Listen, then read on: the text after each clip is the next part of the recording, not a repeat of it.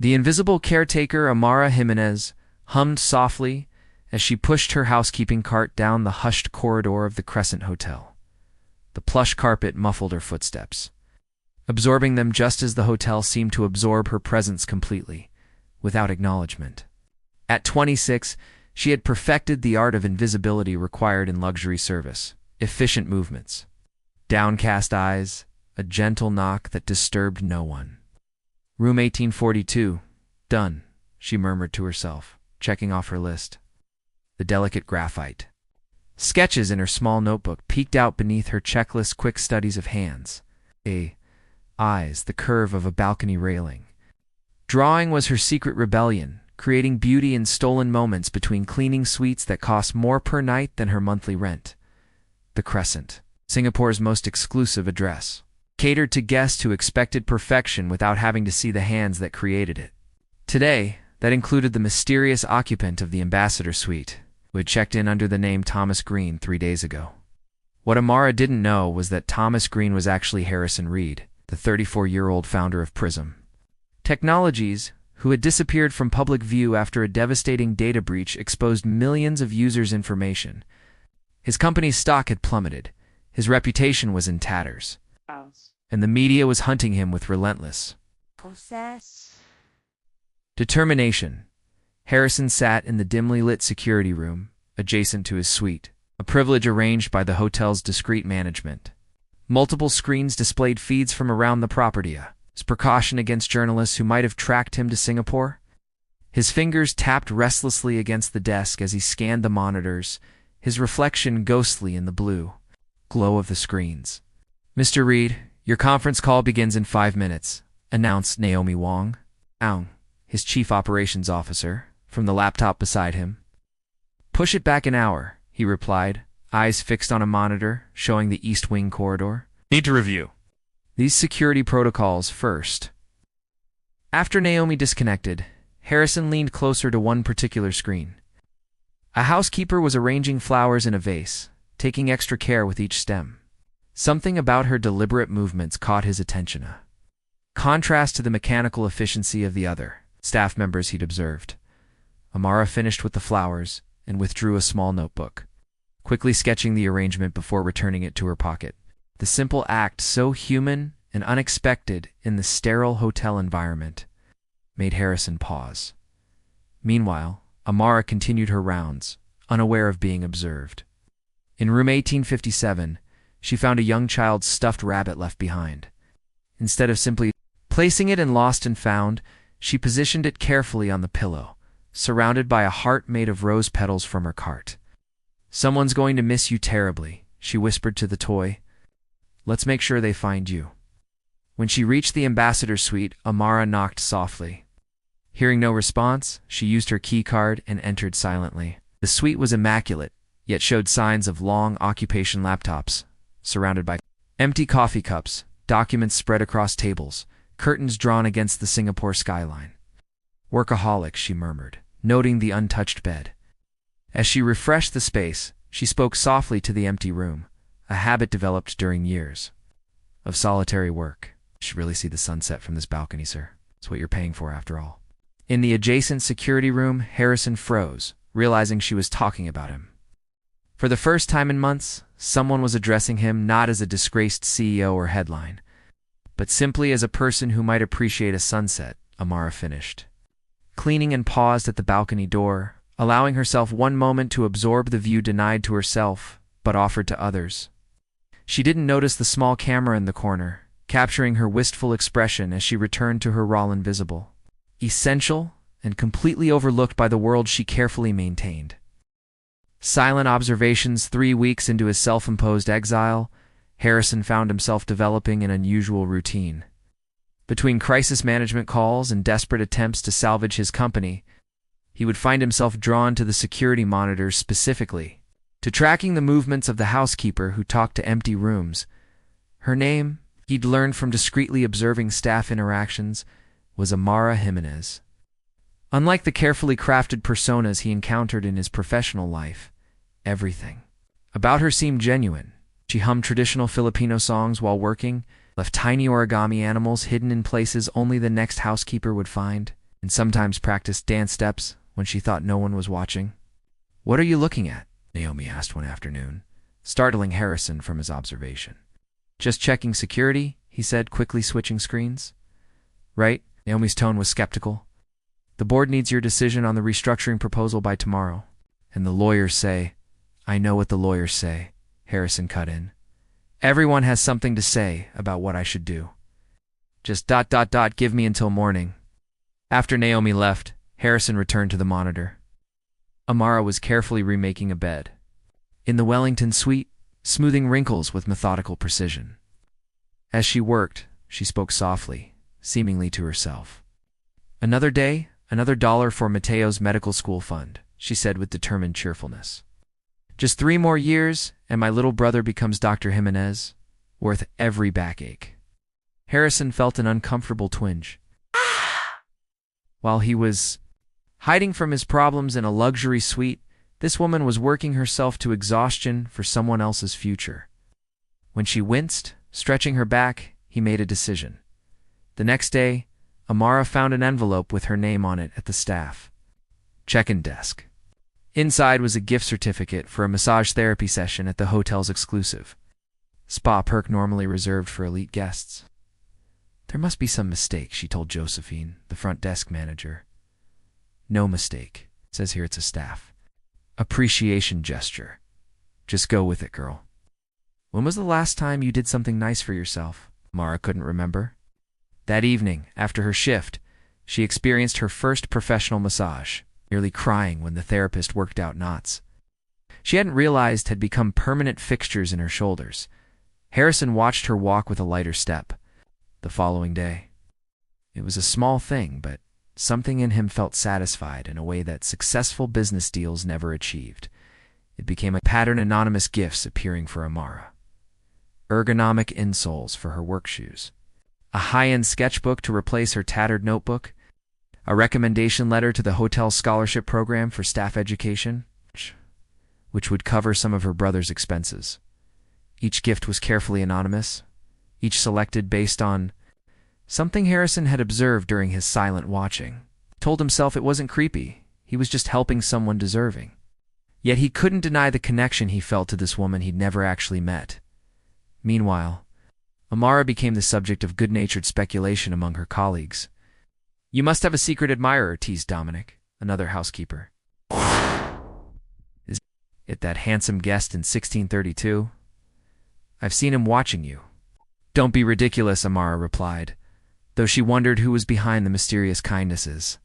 Part of her wanted to know, another part feared that knowing might break the magic. One evening, working late, Amara was assigned to turn down service for the ambassador's suite, the occupant the mysterious. Mr. Green had finally emerged from his seclusion to attend a business dinner. As she prepared the room, she noticed a sketchbook identical to the one she'd received sitting on the desk. Curious, she edged closer, not touching but peering at the open page. The sketch showed a familiar figure herself, arranging flowers, seen from above at an angle that could only come from ... Amara looked up, noticing for the first time the small, discreet camera in the corner of the ceiling.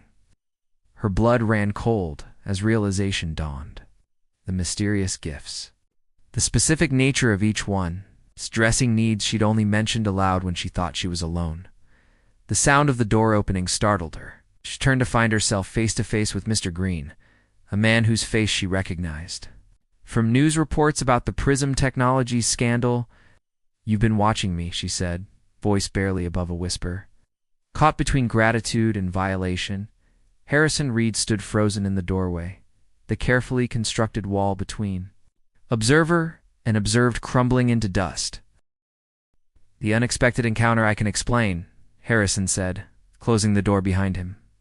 "Can you?" Amara crossed her arms, surprising herself with her boldness. "Because from where I'm standing, a billionaire has been spying on me and what? Pitying me enough to throw some charity my way?" Harrison winced. "That's not how you saw it?" "Well, Mr. Reed, yes. I know who you are. How exactly does one justify secretly watching a hotel employee and then manipulating their life?" The accusation hung heavy in the air. Harrison moved to the windows, pulling back curtains to reveal Singapore's glittering skyline. When he turned back, his practiced media facade had fallen away, revealing someone who looked as exhausted as Amara felt after a double shift. "The first time was an accident," he said quietly. "I was monitoring security feeds because journalists have been hunting me." He came into frame, talking to yourself about the sunset I was missing. It was the first genuine thing I'd heard in months. Amara remembered that day, her casual comment to an empty room. "So you just kept watching me. You have any idea how violating that feels?" "I do now," he admitted, "and I'm sorry. Gifts weren't pity or manipulation. They were," struggled for words. My way of connecting with someone real. When everything in my life had become artificial." Despite her anger, Amara felt a flicker of understanding. The man before her wasn't the confident tech mogul from magazine covers, but someone adrift, hiding from a world that had turned against him. "You could have just introduced yourself like a normal person," she said, less harshly. A bitter laugh escaped him. "Nothing about my life is normal anymore. Before the breach, people wanted to meet me because of my success. Now they want to witness my downfall. You were different. You didn't know or care who I was." Amara uncrossed her arms, sighing, "I should report this. You'd be right too." Harrison nodded. "But before you do, would you join me for dinner? Not here somewhere public. Let me explain properly, as equals, then decide." Against her better judgment, Amara agreed. That night, in a small family restaurant far from the hotel's opulence, Harrison Reed told Amara Jimenez how his company's security had been breached, exposing millions of users' data. How he had taken full responsibility despite evidence suggesting internal sabotage. How death threats had driven him into hiding while trying to implement solutions to protect affected users. "None of that excuses watching you," he concluded, pushing noodles around his plate. "I just out. Found comfort in observing someone who brought small moments of beauty into a world that seemed only interested in destruction." Amara studied him. This powerful man rendered vulnerable by circumstances and his own actions. "My brother says I'm too forgiving," she said finally. "But I understand loneliness, Mr. Reed. What I don't understand is deception." "Harrison," he corrected gently. "And you're right. No more cameras, no more anonymous gifts. Clean slate." She considered this. Partial slate. The trust needs rebuilding. She pulled out her sketchbook, his gift hand, slid it across the table. "I want to show you something." Inside were dozens of sketches. Hotel guests captured in moments of unguarded emotion. Staff members supporting each other, the changing moods of the city through her window. The final pages showed a figure seen from behind, shoulders hunched over screens, isolated in a luxurious prison of his own making. "When did you?" Harrison looked up, startled. "The first time I cleaned your suite. I noticed the security room. Door ajar. I didn't know who you were then, but I recognized loneliness when I saw it." She tapped the sketch. "We've both been observing each other, it seems. The difference is, I never pretended to be something I wasn't." For the first time in months, Harrison smiled genuinely. "Touché, Amara. So where do we go from here?" She reclaimed her sketchbook. "That depends. Are you interested in knowing the real me, or just the version you watched on a screen?" "It's the real you," he said without hesitation. "I think I've had enough of filtered reality to last a lifetime." As they walked back toward the hotel, maintaining professional distance, yet somehow closer than before, neither noticed the photographer capturing their image from across the street, the first documentation that Harrison Reed had emerged from hiding, and with an unknown woman by his side. Bridges between worlds, the headlines exploded overnight. Tech fugitive Reed, spotted with mystery woman Prism CEO emerges from hiding new romance amid scandal. Who is the woman who captured Reed's attention? By morning, hotel management had identified Amara from the photographs. She was summoned to the director's office, where Harrison was already waiting, looking grim. "Ms. Jimenez, while we respect our employees' private lives, fraternizing with guests represents a potential conflict of interest," Director Tan began formally. "We weren't fraternizing," Amara protested. "We had dinner." "One dinner," Harrison interrupted. "This is my fault. I invited her after discovering she's an artist. I'm considering commissioning work for Prism's new headquarters." The lie came smoothly, and Director Tan's demeanor shifted instantly from disapproval to opportunity. I see, the Crescent has always encouraged our staff's talents. Perhaps we could arrange a more formal meeting in one of our business lounges. That won't be necessary, Harrison replied coolly. Ms. Jimenez will be consulting with me off-property. I trust this won't affect her position here. After assurances and apologies, they escaped to Harrison's suite. I'm sorry, he said once they were alone. I didn't think anyone would recognize me in that neighborhood. Amara paced anxiously. My brother called this morning. Reporters found him at medical school, asking questions about me. What am I supposed to do? I can't afford to lose this job. Harrison's jaw tightened. You won't. I'll make sure of it. He hesitated. But there's something else you should know. The media attention. It might accelerate certain events. Events. The reason I've been in hiding isn't just the scandal. We discovered evidence the data breach was orchestrated by someone inside Prisms. Someone with connections to our main competitor, Nexus Dynamics. Amara stopped pacing. You think they might come after you? Or me, now that I'm connected to you? It's possible, which is why...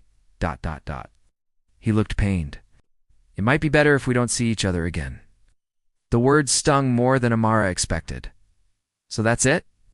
One complication, and you retreat back into isolation? I'm trying to protect you. I don't need protection, she countered. I need honesty. All my life, people have made decisions about what I can handle. My parents deciding I should be practical instead of pursuing art. My brother insisting I shouldn't worry about his tuition. And now you, deciding what risks I'm allowed to take. Harrison studied her, really seeing her fierce determination. What do you want, Amara? Choice. Information. Partnership. The words surprised them both. You've seen me at my most authentic through those cameras. Now see me as I actually am, someone strong enough to make her own decisions. That evening, Harrison opened his world to Amara. He showed her evidence of the corporate espionage behind the data breach, introduced her to his crisis team via secure video conference, and explained the complex web of technology, finance, and power that had collapsed around him. In turn, Mara took Harrison to her tiny apartment in a working-class neighborhood where she introduced him to her art studio, a converted closet filled with canvases, showing Singapore from perspectives tourists never saw. She shared meals with neighbors who treated Harrison as just another person, not a headline or a fortune. Your world makes more sense than mine, Harrison admitted, helping her wash dishes after a communal dinner in the building's courtyard. Everyone here contributes something tangible. Mara handed him a towel. Both worlds have value. Both have illusions, too. My neighbors think you're my friend from University of Fiction we created together. Is that what we are, friends? Harrison asked carefully. Amara considered him. This complicated man who had entered her life through dubious means, yet somehow became important to her. We're something, just not sure what yet. Later that night, returning to the hotel separately, as had become their protocol, Amara found a plain envelope in her locker. Inside was a USB drive with a sticky note. We know what you're hiding. Meeting tonight or everything goes public. Across the city, Harrison received a similar message on his secure phone. Your housekeeper has something that belongs to us. Collateral. Damage isn't our concern. The bridges they had built between their worlds suddenly felt like exposed pathways. Visible to those who had been watching from the shadows all along. Beyond the monitor, Amara paced the empty hotel conference room at midnight, clutching the USB drive. The message had specified this location, isolated after hours, accessible only with staff keycards. Every instinct told her to leave, yet curiosity and concern for Harrison kept her rooted in place. The door opened silently. Amara spun around, expecting Harrison, but instead faced a woman in an impeccable suit, Veronica Shao, CEO of Nexus Dynamics, Prism's biggest competitor. Ms. Jimenez, thank you for coming. Veronica's smile didn't reach her eyes. I believe you have something of interest. Amara held up the drive. What is this? Why involve me in whatever game you're playing with, Harrison? Game. Veronica laughed. This is business, dear. Drive contains proprietary Prism algorithms found in your possession. Imagine the scandal reads new girlfriend stealing company secrets. That's absurd. This isn't even my new planted it. Prove it, Veronica shrugged. Or help me convince Reed to step down permanently from Prism and admit fault for the data breach. Your choice.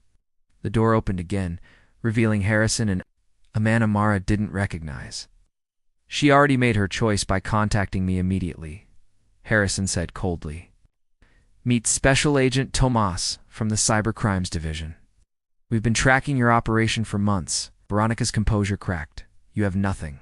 We have everything, the agent replied, including recorded evidence of your team orchestrating the breach and now attempting to frame Ms. Jimenez. What followed was a blur of legal terminology and arrests. Hours later, Amara and Harrison sat alone on the hotel's rooftop garden as dawn broke over Singapore. How did you know I'd be there? Amara asked, exhausted. Harrison looked sheepish. I didn't stop monitoring all the security feeds. When I saw you enter that conference room, I knew something was wrong. He hesitated. I'm sorry, I promised. No more surveillance. Surprisingly, Amara laughed. This time I'm grateful, but it has to stop, Harrison. Real relationships can't be built on observation without participation. I know, he nodded. No more hiding behind monitors. No more false names or secret watching. Yeah? He took her hand tentatively. I want to see where this goes. Whatever this is between us, but openly, properly, even with the media circus that will follow. Especially then. I'm tired of letting fear dictate my choices. He squeezed her hand. What about you? Your life was private before me. Amara considered this. My life was small before you. Safe, but limited, I think. She looked at the sunrise. I'm ready for something bigger. Not your money or connections, but the possibility of a life where I don't have to choose between security and dreams. Your art, Harrison said, understanding. Among other things, she agreed, meeting his eyes. But we go slow. Real slow. And equals always equals, regardless of bank accounts or backgrounds. Deal, he smiled. Though I warn you, equal footing means you can't secretly sketch me anymore without permission, and you can't anonymously buy me ergonomic shoes. She countered, smiling back, as Singapore awakened below them. They sat together in comfortable silence, no cameras, no barriers, no scripts. Just two people who had first seen each other through filters and frames, now choosing to see what might develop when those artificial boundaries fell away. Later that week, Amara gave notice at the Crescent, not because Harrison insisted, but because the hotel scholarship committee had approved full funding for both her brother's education and her application to Singapore's prestigious art institute. 6 months later, when Prism Technologies unveiled its redesigned headquarters, the lobby featured an installation titled Invisible Workers, Amara's series, portraying the beauty and dignity of those society overlooks. At the opening, Harrison Reed, newly reinstated as CEO following Veronica Zhao's conviction, stood beside Amara Jimenez, introduced not as his girlfriend but as the artist whose vision had reminded him why he started his company in the first place. To help people see what others missed, the final piece in the collection showed two figures on a rooftop. Next to the viewer, watching a sunrise together, equals at last, beyond the monitor's gaze.